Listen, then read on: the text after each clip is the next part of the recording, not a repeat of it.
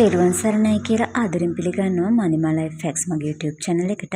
channel එක subscribe කරපු යාළුවෝ හැමෝටම ගොඩාක් ස්තුතියි කියන ගම අලුතින් channel එකත් එක්ක එකතු වෙන යාළුවන්ටත් channel එක subscribe කරලා පැත්තකින් තියෙන bell icon එකත් click කරලා channel එකත් එක්ක එකතු වෙන්න කියලා ආදරෙන් මතක් කරනවා. ඉතින් උන්න අද මම ඔයගලන්ට අපේ දමිළ සහෝදරයන් රසම රසට හදන උප්පුමා රෙසිපි එකක් අරගෙන ආවා. අපි බලමු කොහොමද මේක හදන්නේ කියලා. ඔයා කොච්චර උප්පුමා කෑවත් මම මේ හදන රසෙට නම් රෙසිපි එකක් ඔයාලට හම්බෙලා නැතුව ඇති. හිණීට ලියාගත්ත කැරට් පිටි දෙකක් අරන් තියෙනවා මම. පොල් ටිකක් ගාගෙන අරගත්තා. ඊට පස්සේ කපාගත්ත අමු මිරිස්, කරපිංචා, බීලුණු සහ සුදු ලුණු, ඉඟුරු, තව පොල් කිරි ටිකක් අරන් තියෙනවා. පළවෙනි සහ දෙවෙනි කිරි මම අරගෙන තියෙන්නේ. තව මම රුලන් මේ පෙන්නන කෝප්පෙන් එකහමාරක් අරගත්තා. මම මුලින් මුට්ටියක් ලිපේ තියලා ඒකට පොල් තෙල් ටිකක් රත් වෙන්න දාලා ඒකට කරපිංචා ටිකක් දාලා හොඳට කරපිංචා ටික තෙල් එකේ බැදෙන්න අරිනවා. ඔයා අඩි අල්ලන්නේ නැති ඝනකම් භාජනයක් ගන්න මේකට. අපේ කරපිංචා ටික බැදෙද්දී මම තලාගත්ත ඉඟුරු සුදු ලුණු ටික දා ගන්නවා.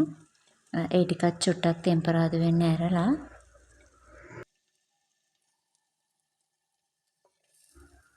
ලියාගත්ත බීලුණු ටික එකතු කරනවා.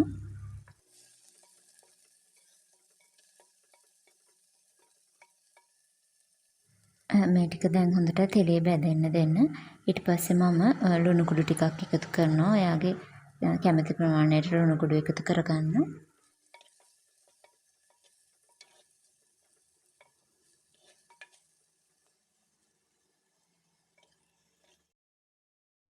ලුණු ටික ටිකක් බැදෙද්දී මම කහ කුඩු ටික එකතු කරගන්නවා.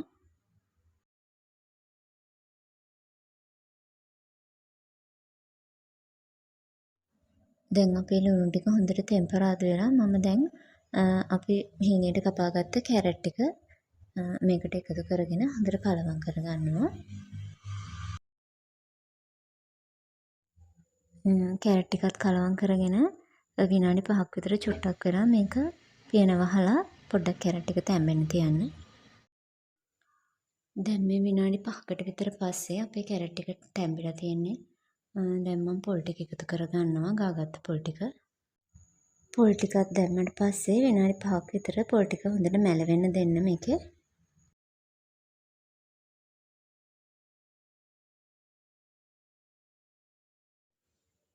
දැන් මම මෙතනදී ගම්බිරිස් කුඩු ටිකක් එකතු කරගන්නවා. එයා රසණු එකතු කරගන්න.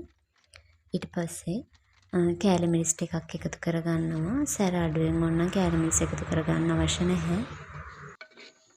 දැන් මේ ටිකක් බැදෙන්න දෙන්න. ඊට පස්සේ මම පොල් කිරි එකතු කරගන්නවා. පළවෙනි සහ දෙවෙනි කිරි තමයි එකතු කරගත්තේ. ඔයාගේ උපමා ඝන රුලම් ප්‍රමාණය වැහෙන ප්‍රමාණයට පොල් කිරි එකතු කරගන්න. පොල් කිරි මදි නම් ඒ අවශ්‍ය ප්‍රමාණයට වතුර උනත් එකතු කරගන්න ප්‍රශ්නයක් වෙන්නේ නැහැ. දැන් මම අමු මිරිස් කපාගත්ත අමු මිරිස් කර්ලක් එකතු කරගන්නවා. අමු මිරිස් එකතු කරගත්තාම රසයි. ඔයා මෙතනදී ලුණු බලලා අවශ්‍ය ප්‍රමාණයට ලුණු එකතු කරගන්න. ලුණු ටිකක් වැඩි වුණාට කමක් නැහැ. මොකද රුලන් දැම්මට පස්සේ අපිට ලුණු දාන්න බෑ. දැන් මේ වෙලාවේ අපේ මිශ්‍රණය උතුරනවා. හොඳට මිශ්‍රණය උතුරනකොට තමයි රුලන් ටික අපි එකතු කරගන්න ඕනේ.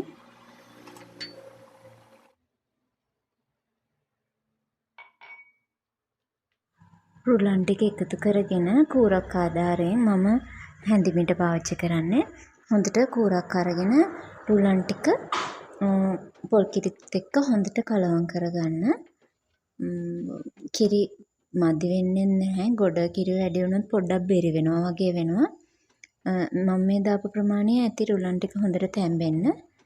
හොඳට මේ රුලන් ටික කිරිත් එක්ක කලවම් වුණාට පස්සේ පියන වහලා ගින්දර අඩුවම කරලා හිමීට මේක රුලන් ටික ඉදෙන්න අරින්න.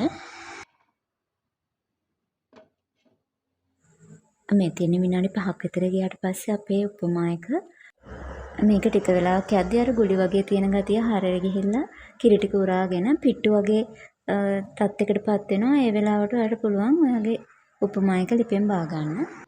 ඔන්න යාළුවනේ මේ තියෙන්නේ මම හදාගත්ත රසම රස උපමා එක. ඔයාලට පුළුවන් මේක කන්න චිකන් කරි එකක් මාළු කරි එකක්. මම නම් මෙතන හදලා තියෙන බිත්තර මසාලා එකකුයි අල හොදි හදලා තියෙනවා. ඉතින් හරිම රසයි.